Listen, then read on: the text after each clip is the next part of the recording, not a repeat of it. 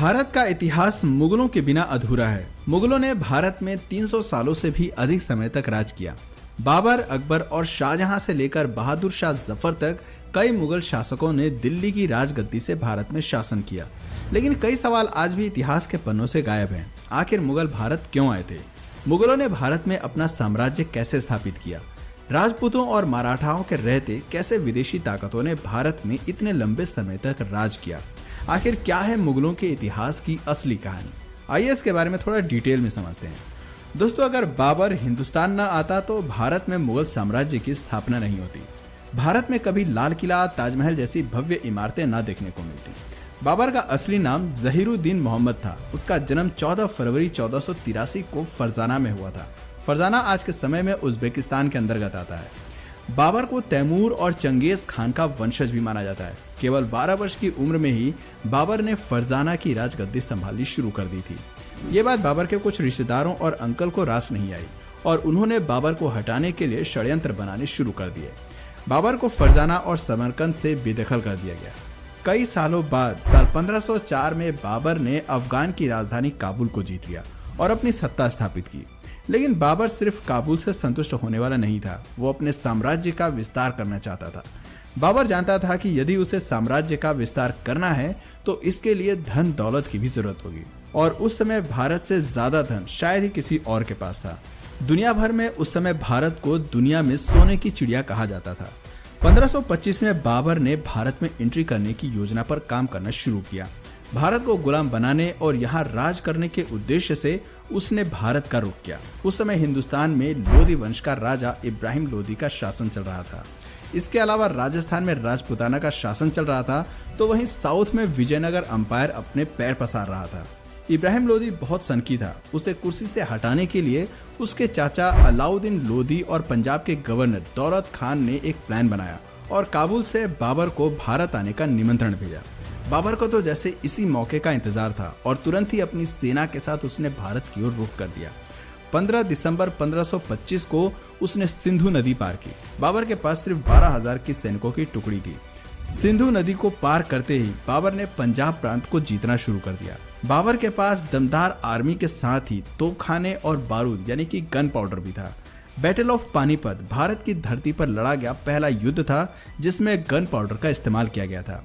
बाबर एक कुशल army commander भी था। उसे युद्ध का बहुत अच्छा खासा तजुर्बा था, साथ ही उसकी स्ट्रेटजी भी कमाल की थी। वहीं दूसरी ओर इब्राहिम लोधी के पास 1 लाख सैनिकों की विशाल आर्मी थी, जिसमें पैदल सैनिक, हाथी, घोड़े, बैलगाड़ियां सब कुछ थी।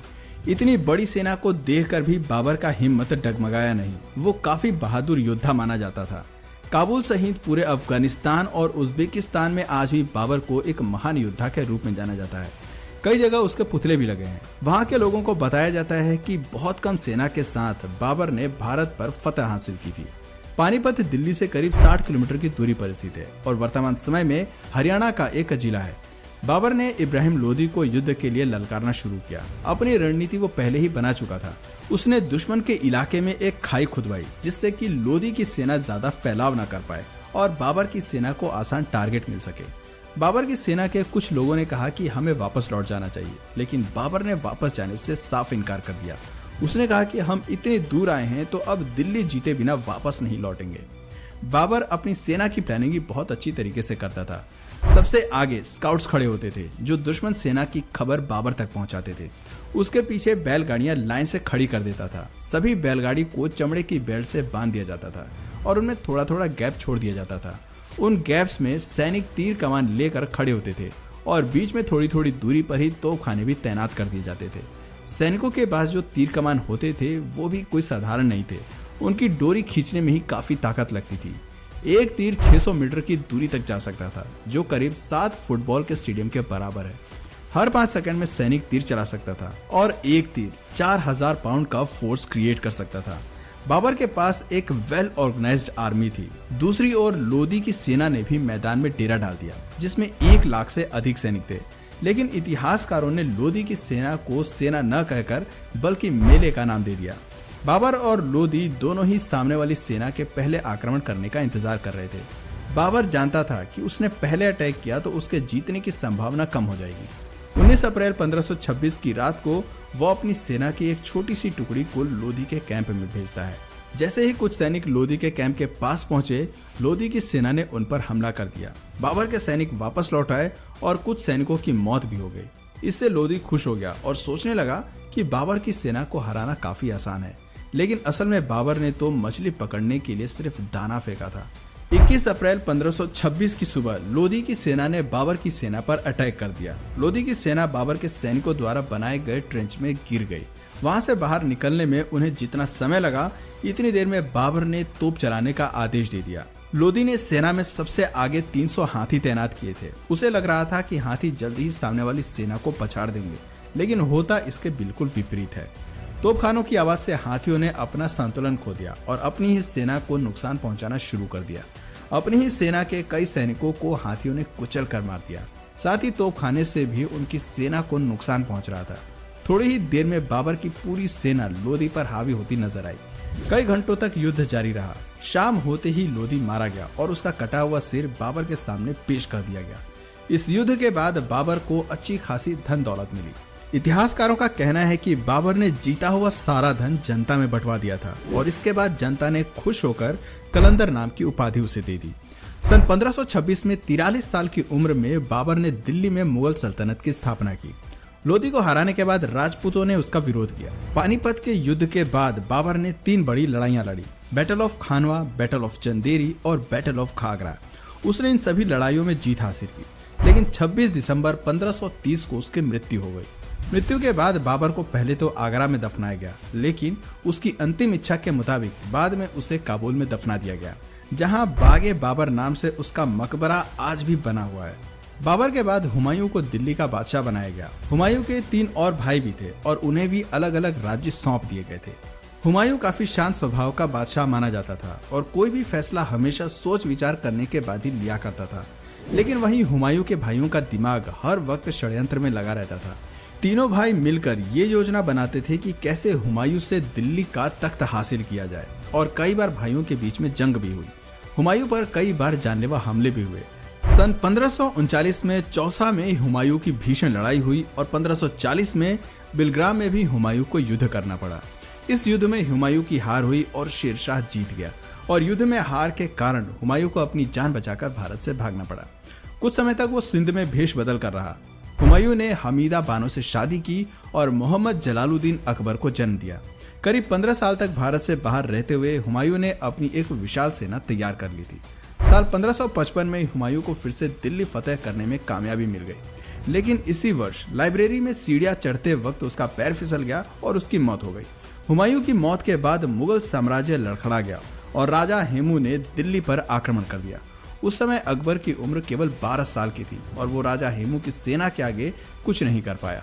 लेकिन मुगलों के पास एक वफादार सेनापति था जिसका नाम बैरम खान था। बैरम खान ने एक सेना तैयार की, अकबर को युद्ध कौशल की जानकारी दी और 1556 में पानीपत की दूसरी लड़ाई में राजा हेमू को हरा दिया। 13 साल की उम्र में अकबर दिल्ली के तख्त पर विराजमान हो गया। अकबर एक धर्मनिरपेक्ष राजा माना जाता था। उसने राजा बनते ही लोगों का दिल जीतना शुरू कर दिया।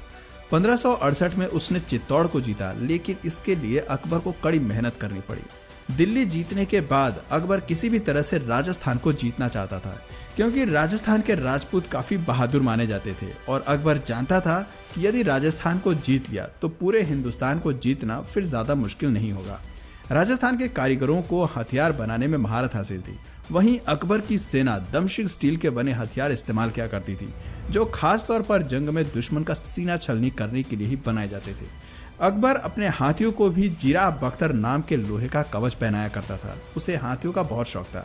किसी को मौत की सजा देनी होती थी तो उसे हाथी के पैर के नीचे कुचलवा देता था। चित्तौड़ राजस्थान का सबसे मजबूत साम्राज्य था। चित्तौड़ का किला एक अभेद किला माना जाता था। वहां तक पहुंचने के लिए अकबर ने एक प्लान बनाया। उसने एक सुरंग खोदी जिसके जरिए उसके सैनिक किले तक पहुंच गए। चित्तौड़ का किला एक पहाड़ी पर था, वहां तक सीधे नहीं पहुंचा जा सकता था। दूर से ही चित्तौड़ के सैनिक दुश्मन को देख लेते थे और ऊपर से तीरों की बौछार कर देते थे। लेकिन अकबर के सिर पर जीत का भूत सवार था और लगातार प्रयासों के बाद 25 फरवरी 1568 के दिन उसने चित्तौड़ का दुर्ग जीत लिया। इस जीत के बाद उसका साम्राज्य 25 लाख वर्ग किलोमीटर एरिया में फैल गया था उसकी सेना ने मैच लॉक बंदूकों का इस्तेमाल करना भी शुरू कर दिया, जो दूर से ही दुश्मन की सेना में आतंक मचाने के लिए जाना जाता था। अकबर की कई बंदूकें आज भी म्यूजियम्स की शान बढ़ा रही हैं। अकबर को आर्किटेक्चर का भी काफी शौक था। उसने दिल्ली से 250 किलोमीटर दूर और आगरा से करीब 40 किलोमीटर दूर फतेहपुर सिकड़ी नाम का एक शहर बनवाया। इस शहर में कई बाग और महल उसने बनवाए। वो अपनी राजधानी यहाँ पर शिफ्ट करना चाहता था। फतेहपुर में पानी की कमी न हो, इसके लिए डैम बनवाए और किले तक पानी पहुंचाने के लिए इंजीनियर्स की मदद से मशीनों का निर्माण कराया। वो मशीन्स उस समय इंजीनियरिंग का बेजोड़ नमूना थी। कहा जाता है कि अकबर ने खुद शहर का नक्शा तैयार किया था और शहर बनाने में उसने खुद भी मजदूरों के साथ कुछ दिन काम भी किया था। 16 साल फतेहपुर सिकड़ी को बसाने में लगे, लेकिन ये शहर बहुत जल्द वीरान हो गया। दोस्तों, अकबर एक अनपढ़ मुगल बादशाह था। उसने हिंदुओं पर लगने वाले जजिया कर समाप्त कर दिए थे। साल 1605 में अकबर की फूड पॉइजनिंग के कारण उसकी मौत हो जाती है। अकबर के बाद सलीम के हाथ में दिल्ली की कमान आई। सलीम असल में एक अय्याश किस्म का व्यक्ति था। सलीम को अपना नाम भी पसंद नहीं था और उसने अपना नाम बदलकर जहांगीर रख लिया। जहांगीर को अन्यायी लोगों से सख्त नफरत थी। गुनहगारों को वो सख्त से सख्त और क्रूर से क्रूर सजा दिया करता था। जहांगीर ने अपने जीवन काल में कुल 20 शादियां की थी। मानबाई सबसे मशहूर रानी हुई, लेकिन जहांगीर सबसे ज्यादा प्रेम नूरजहां से किया करते थे। जहांगीर के शासनकाल में ही अंग्रेजों ने भारत में आकर ईस्ट इंडिया कंपनी की स्थापना की थी और व्यापार करने की इजाजत मांगी थी। 20 बीवियों से जहांगीर की कई संतानें हुई, लेकिन उसका केवल एक पुत्र ही जीवित रहा, जिसका नाम खुर्रम खान उर्फ शाहजहां रखा गया। सन 1627 में जहांगीर की मौत के बाद शाहजहां दिल्ली का बादशाह बना। शाहजहां के शासनकाल में दिल्ली सहित पूरे हिंदुस्तान ने तेजी से तरक्की की। दुनिया का 1/4 सामान का प्रोडक्शन केवल भारत में ही हो रहा था। आर्थिक तौर पर दिल्ली मजबूत होता गया। आर्ट और आर्किटेक्चर को भी उस दौर में काफी बढ़ावा मिला। मोती मस्जिद, विश्व प्रसिद्ध ताजमहल, दिल्ली का लाल किला, दीवाने आम और दीवाने खास जैसे कई नायाब नमूनों का निर्माण शाहजहां ने ही करवाया था। शाहजहां ने अपने लिए एक मयूर सिंहासन भी बनवाया था, जिसमें कई बेशकीमती हीरे जड़े हुए थे। लेकिन 1639 में ईरान के राजा नादिर शाह ने युद्ध में शाहजहां को परास्त कर दिया था और इसके बाद नादिर शाह अपने साथ मयूर सिंहासन वापस ले गया था। शाहजहां जब बूढ़ा होने लगा तो उसने अपना राजपाट बेटों को सौंपने का फैसला किया। शाहजहां ने अपने बड़े बेटे दारा शिकोह को दिल्ली की राजगद्दी सौंपी। दारा शिकोह सभी धर्मों का आदर किया करता था और एक न्यायप्रिय राजा था। लेकिन दारा शिकोह के राजा बनते ही शाहजहां के तीसरे बेटे औरंगजेब को हजम नहीं हुई। औरंगजेब ने सन 1658 में अपने भाई के खिलाफ युद्ध छेड़ दिया और दिल्ली का बादशाह बन गया। बादशाह बनते ही औरंगजेब ने अपने पिता को आगरा के किले में बंद करवा दिया और अपने भाई को मौत के घाट उतार दिया। औरंगजेब कितना क्रूर था, इसका अंदाजा आप इस बात से लगा सकते हैं कि भाई के मौत के बाद उसका गला धड़ से अलग करके औरंगजेब अपने पिता के पास ले गया था। औरंगजेब के बादशाह बनते ही हिंदुओं पर अत्याचार करने उसने शुरू कर दिए। जगह जगह मंदिर तुड़वाकर मस्जिदों का निर्माण कराया। कई हिंदुओं का जबरन धर्म परिवर्तन किया गया। उसके शासनकाल में ही हर जगह कत्ले आम हो रहा था। ये बातें मराठा, मारवाड़ा, राजपूत सहित कई हिंदू राजाओं को पसंद नहीं आई और औरंगजेब के खिलाफ युद्ध का शंखनाद कर दिया। औरंगजेब युद्ध में घायल हुआ और करीब 3 महीने तक वो बिस्तर पर ही रहा और सन 1707 में बिस्तर पर ही उसने दम तोड़ दिया। औरंगजेब की मौत के बाद मुगल साम्राज्य धीरे धीरे अंधेर की ओर बढ़ने लगा। इसके बाद दिल्ली में कई मुगल बादशाह बने, लेकिन किसी में भी वो बात नहीं थी जो अभी तक के सभी मुगलों में थी। सन 1707 से 1712 तक बहादुर शाह प्रथम ने राज किया। उसके बाद जहांदर शाह, फारुखसियार, मोहम्मद शाह रंगीला, आलमगीर, शाहजहां तृतीय, अकबर द्वितीय सहित कई राजा हुए। किसी ने भी बहुत अधिक समय तक राज नहीं किया और बहुत कम समय में ही दिल्ली के बादशाह बदलते रहे।